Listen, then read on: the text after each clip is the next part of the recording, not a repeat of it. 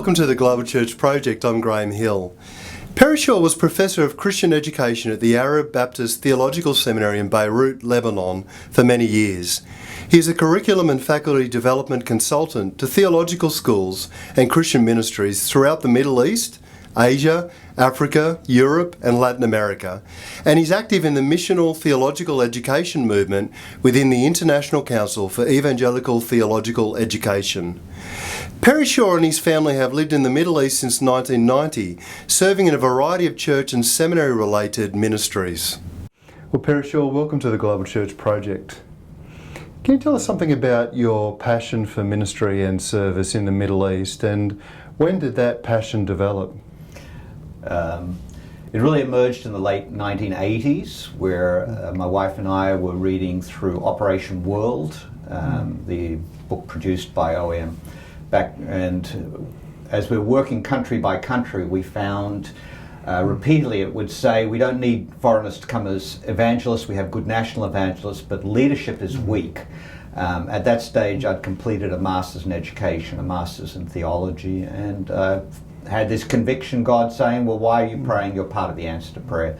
So that took us to the Middle East in 1990. After language study, we worked with Theological Education by extension in Syria. And since 2001, we've been in Beirut, first at the London School of Theology and more recently at the Arab Baptist Theological Seminary. You've recently produced a book, Transforming Theological Education. What's the key idea in that book?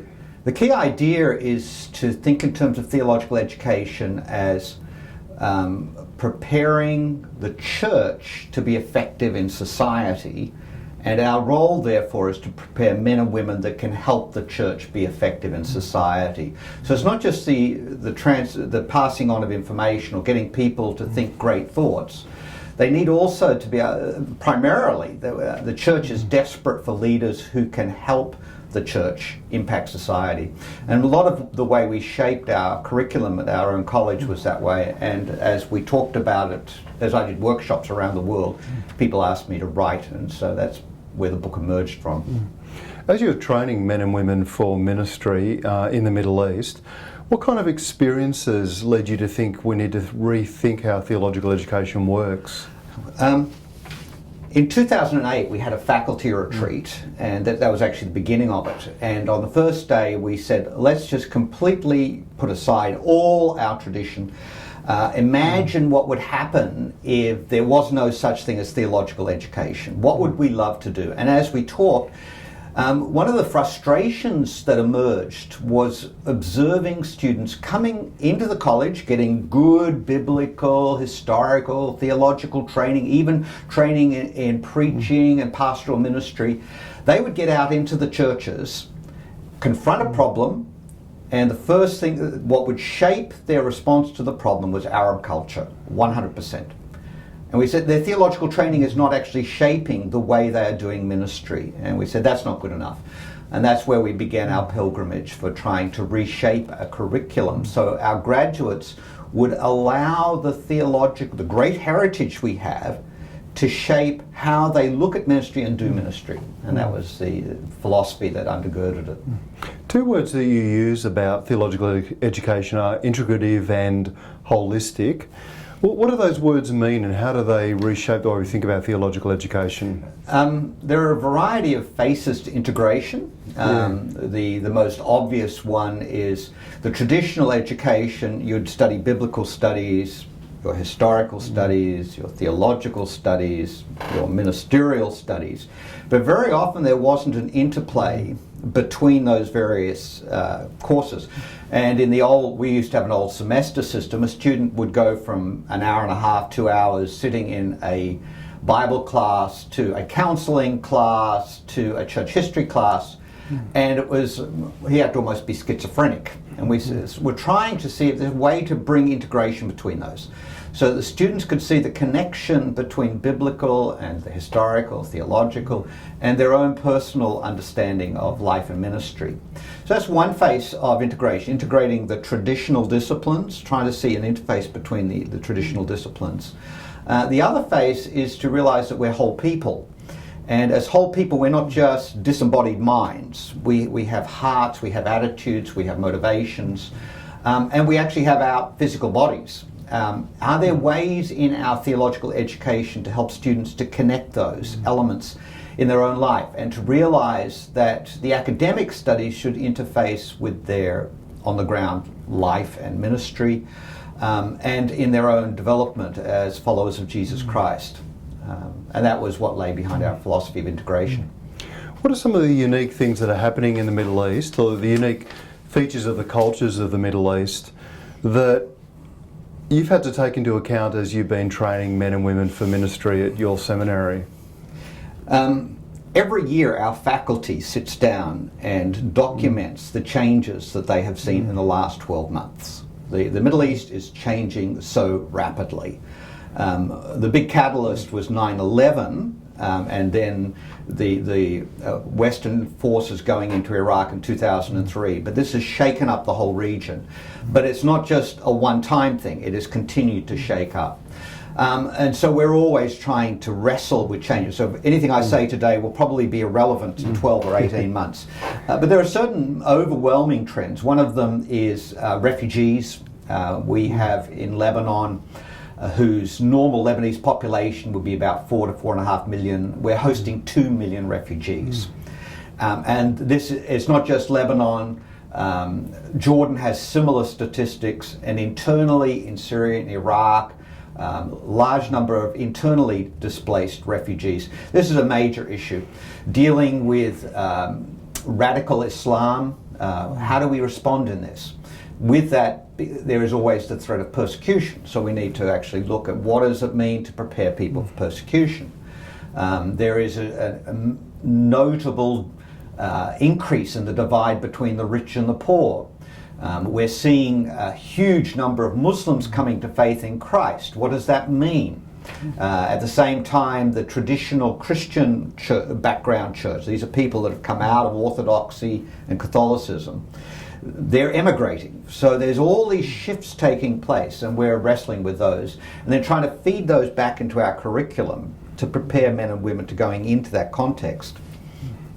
When you were going through the change process in the theological education at the college, how much input did you get from churches and pastors in that process? In the years prior to our beginning of working on our curriculum, we'd had a series of consultations that were led by Overseas Council International. They would have these institutes for excellence in leadership. And through those, we had a number where we brought in leaders from the local church. It was actually more a follow-up from these institutes, where we actually had a couple of gatherings. The goal was to help get the local leaders to help us to understand what are the needs of the churches, what are the changes in the society. We wanted to shape vision, mission, and values for our college that were reflective of the needs of the churches. And so that was the main starting point in terms of accessing the churches. More recently, we've done a significant assessment project. So even though we've got our curriculum up and running, we've gone back into the churches. This has now been globalized through Overseas Council again, where you go, not just go to the churches, you also go to the communities, and you ask community leaders what they think of the local churches, or how do they think the local churches could serve the communities? How do you think, what is their attitude to local churches? Now, some of these leaders are Muslim, but as you design your questions which are acceptable but also generate information, usually they're forward-looking rather than backward-looking, we're able to say, well, what does that mean for us? So always trying to feed this information back. So we did a little bit before we began our curriculum, but also as we're working on our curriculum. We've had it up and running for a few years. We then went back and said, are we actually accomplishing what we want to do? What would you say are the core features of the model of theological education that you've developed? The way it's structured, we have it's a 3-year program. We have the benefit of having full-time residential students. Not all schools can do that. So just to say that what we do, not every school could do. We have a 1-year compulsory foundation. So what we try to do is think what is absolutely foundational. So we have some basics of knowledge of the Bible, Bible interpretation, biblical theology, overview of church history, but we also look at basics of various types of communication, counseling, teaching, evangelism, at a very basic level. We also introduce students to the social sciences, and this is a foundation. As they move into the second and third year, the heart of the curriculum are 6 core modules. And those modules, the titles have been shaped by our vision, mission, and values.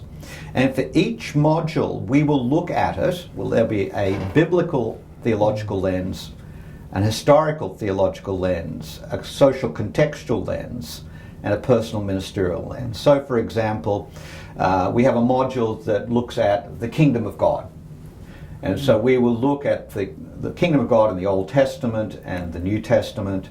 We will look at how, through church history, theologians have wrestled with what is the kingdom of God. In the contextual, we'll look at how do Muslims understand the Ummah, the Islamic nation. And we'll also bring in issues of Christian ethics. That's where actually we do our course on ethics. At the end, the students do a project. The project begins with a case study. So if those that are familiar with problem-based learning, it's like a problem-based learning, where you begin with a problem, and the students have to write an extended case study, then they have to reflect on it through each of those lenses, and at the end, engage in action. So they're actually required to move out and to do small environmental project or working with refugees, so it leads to action. So the idea is that the context is the starting point.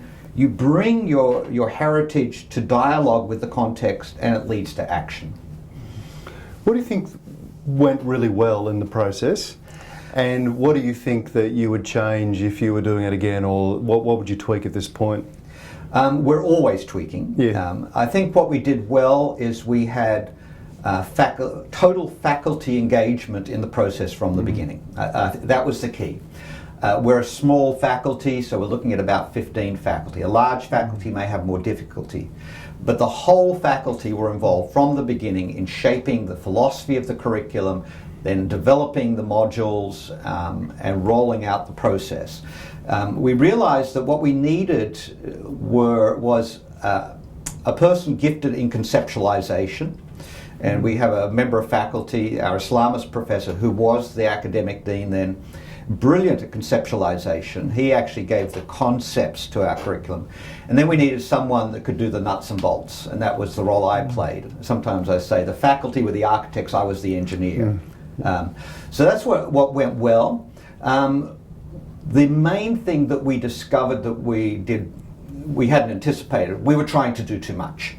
So there are a lot of places where we had to simplify here or there. One of the things that we discovered we started by having 3 specialist tracks. One for pastoral ministry, one for church planting, one for children, youth and family ministry. And we discovered that this was too complicated. We also realized that our students are mature, average age is about 30.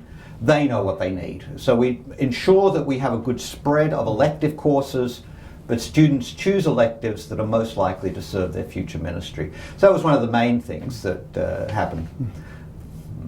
I think I heard Stuart Brookings of Overseas Council saying that there are other colleges around the world that are experimenting with what you've learned. Can you tell us something of that story as well? Again, this merged out of this more recent assessment project where it was actually Overseas Council Australia was able to sponsor 10 schools to go through a process of assessing the needs of the community, getting out into the community, listening to the community, and feeding it back into the curriculum. The 10 schools have made different levels of progress depending on where they already were. Perhaps the most outstanding is the Theological College of Zimbabwe, that has done a very creative curriculum. For them, they're a different body. Their students are half full-time, half part-time. So they could not do the big modules like what we do because they have students doing part-time study. But they saw the heart of their concern in Africa is that students would come in with an African worldview, get all this study, walk out with an African worldview. So their focus has been much more on how do you convert this worldview. So their first year is sensitizing students to the difference between an African and a Christian African worldview, because I want them to still be African but be Christian. The second year helping them to embrace that Christian worldview. The third year training them on how they could pass on that Christian worldview to their churches. And that's been their focus. So their course structure is more small courses, but every year they have integrative modules. They have a week-long seminar where they gather the students in an intensive integrative seminar, usually focusing on an issue to do with a very practical issue. But they're looking at the practical issue through the various courses that have been studied through the year. So totally different to our curriculum, but it is the context that has shaped the curriculum. I think that's the key to what's happening. Is there any kind of engagement with the way in which language shapes a worldview as well? So, I don't know, maybe it's all primarily in English, I'm not sure, but I wonder the extent to which there's engagement with language in this. I don't know the details of the program in Zimbabwe well enough. Our program is delivered in Arabic, so that we do look at how language shapes the communication.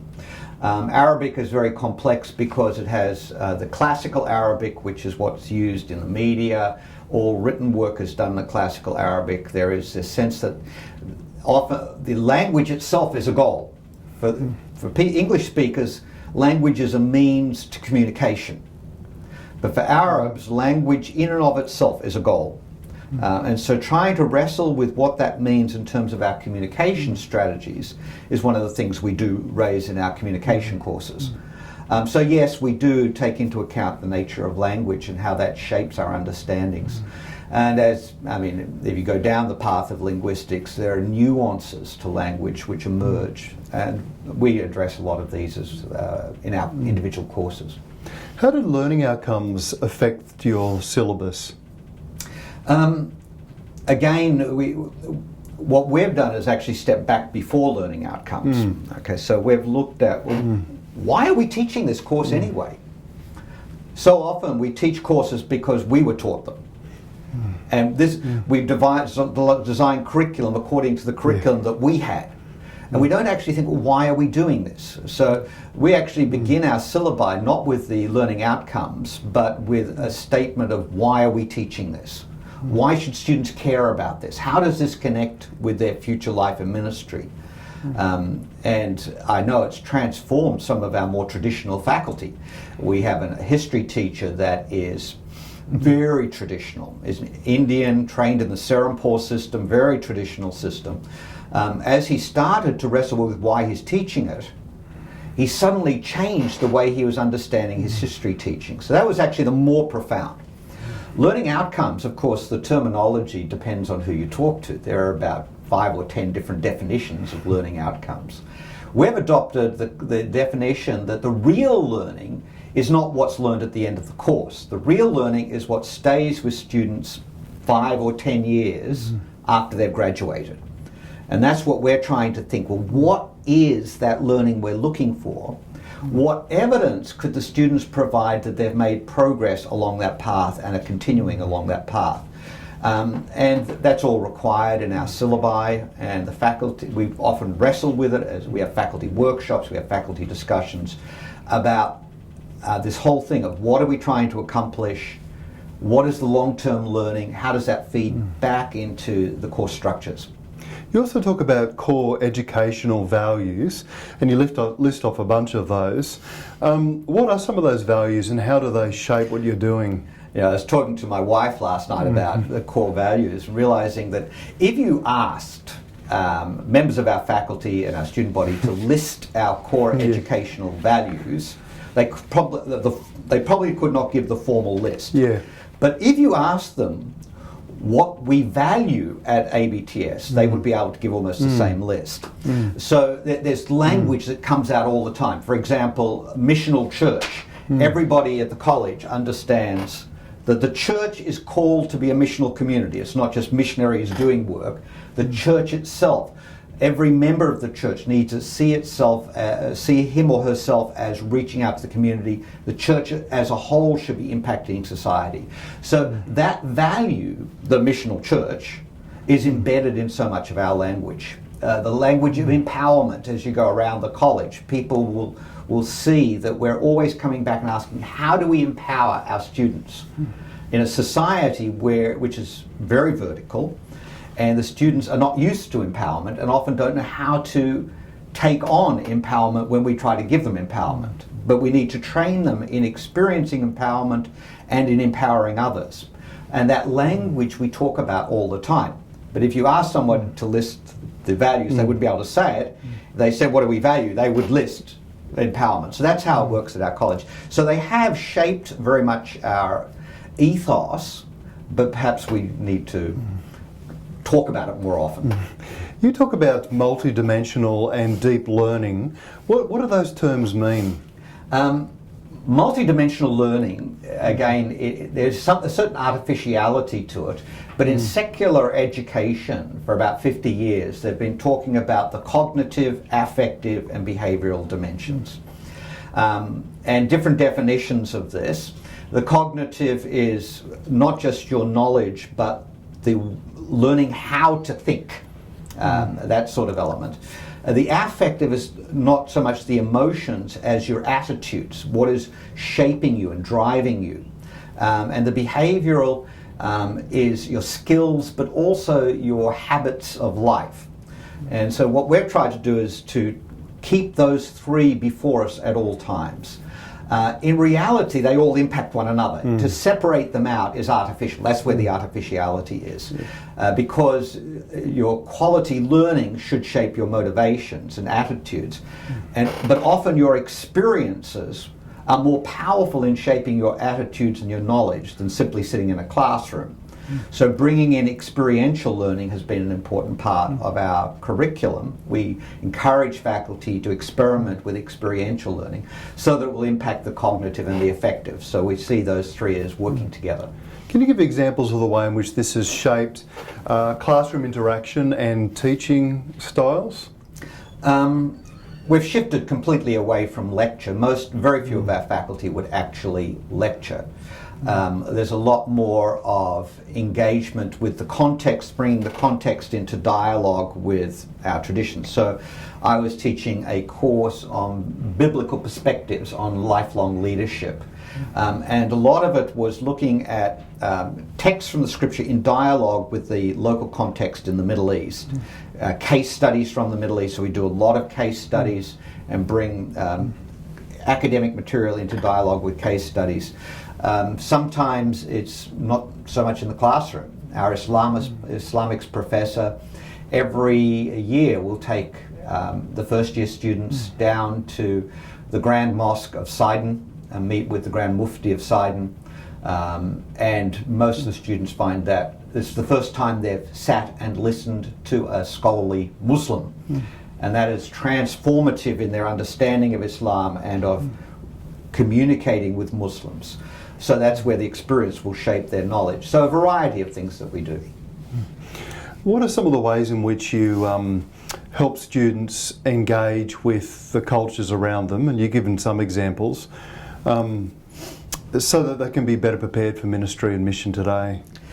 The college itself does that. In the Middle East, if a believer comes from a Muslim background, they cannot study theology in any country except Lebanon. Lebanon is the only country where it is legal.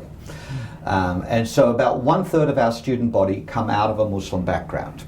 On top of that, we draw students from virtually every Arabic-speaking country, from North Africa, the Sudan, South and North Sudan, Egypt, from the Yemen, and from the Levant, from Iraq, Syria, Lebanon, Palestine, Jordan, all these countries. We intentionally the students share rooms, and so we intentionally put a student from Sudan with a student from Morocco. And when we have our graduation dinner, inevitably around 80% of our students, we ask them what did they learn. About 80 of our students will say the most important thing they learned was learning to appreciate and love people from another culture. We all think, I wish they'd learned from our course, but actually, again, it's the experience shapes their learning. So we're privileged to have that mix even in our college. For some of our students from a Christian background, they have never in their lives built a friendship with a person from a Muslim background until they come to our college. So this all is part of the process. We also have an annual consultation that's looking at ministry in the Middle East, very focused on crossing the cultural boundaries. Have you seen a greater openness for experimenting with theological education outside the West as opposed to in the West? Or is that, too simplistic way to talk about where resistance might be found? One of the challenges always is a lot of schools are frightened of accreditation. And I think actually many schools could do a lot more than what they think they could with the accrediting bodies. In much of the world outside the West, like our school, we have a government license, the government doesn't know what we want to do. Okay? So our accreditation, we have no accreditation with the government. We gain accreditation through the European Evangelical Accrediting Association, which is an independent evangelical accrediting body that gives some quality assurance, but it has no legal status. Now, what that means is we have huge freedom, and we can be very creative. But even in Zimbabwe, as they're developing their new curriculum, they actually have accreditation with the government, but they've challenged the government based on the whole nature of the learning outcomes and what learning do we need. So I think that there is more openness to creativity outside the West. Perhaps it's because we have this rapidly growing church in much of the world outside the West, and the traditional Western model doesn't work, so they want to experiment, they want to do something that's more locally contextual. Probably. I'm not sure exactly. I don't know the schools in the West well enough. I find it embarrassing coming back to Australia. I'm Australian, and I actually don't know the theological scene very well in Australia. I know it better in the non-Western world. There's a lot of ego in academics. So how do we help teachers and academics move from a ego-driven sort of model of education to really focusing on the growth and development and learning of students? I mean, ego is actually the Latin for I. Yeah. If you can shift from the I to the we, so try to get the faculty to develop a shared vision for the school, which is where we're able to make progress from the I to the we in the work we did together in building a new curriculum. And the root of it was ensuring that all the faculty had bought into the vision of the school.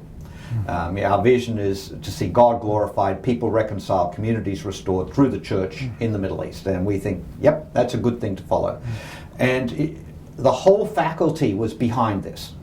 So it shifted from my agenda to the agenda of the church impacting society. And through that, we're able to make progress in terms of reducing the I. And that immediately throws you back to, as you go into the classroom, you don't think of me as the expert and these as the students that need to take in everything I have to give, but rather these are the hope of the church in the world. I need to use every moment I can to help these men and women grow as emerging leaders so that they can help the church impact the world. That shift in mentality helps to diffuse some of the ego. I mean, we're all fallen creatures, the ego always steps in, but these are steps on the path. When you hear people talk about your book, what do you think is most misunderstood about what you're saying about theological education? I think there has been there was a book produced about 25 years ago, David Kelsey's book that examined theological education, and a lot of people have bought into this notion that there are paradigms. So you have the Athens, the Berlin, the Geneva, the Jerusalem, and I think when they bring that into dialogue with my book, it's just the Jerusalem paradigm, and I think that they've missed the point. They've missed the point. Actually, I think David Kelsey has made some errors. because I think if we look theologically about theological education, we must come back to the starting point as what God is trying to accomplish in the world. So that would be the main point where I've had some misunderstandings. The other thing is there are some people that think I'm trying to cheapen theological education. In point of fact, I'm not trying to dismiss the traditional disciplines, but to place them, rather than seeing them as individual silos, to see them as lenses for looking at life and ministry. So the students still need to engage thoroughly with the great tradition, but to see them as lenses for life and ministry. So those would be the two things which I think have been misunderstood. But on the whole, most people understand what I'm trying to accomplish. Is there anything else you want to say to us today? I would encourage the college, as with all colleges, to continually think of what is God trying to do in Australia in the 21st century. And same for the churches. The starting point must, and this is a question we're always asking, so you look at changes taking place and then say, what does this tell us about what God is trying to do? Consequently, how do we help people, men and women, emerging leaders, to help the church get in tune with what God's trying to accomplish so that his purposes in the 21st century in Australia are being accomplished? Perishil, thank you for joining us at the Global Church Project. It's my pleasure. Yeah. The Global Church Project is located at www.theglobalchurchproject.com. On our website you'll find a wide range of interviews and resources for colleges, universities and churches. I look forward to your company next time. From me, goodbye.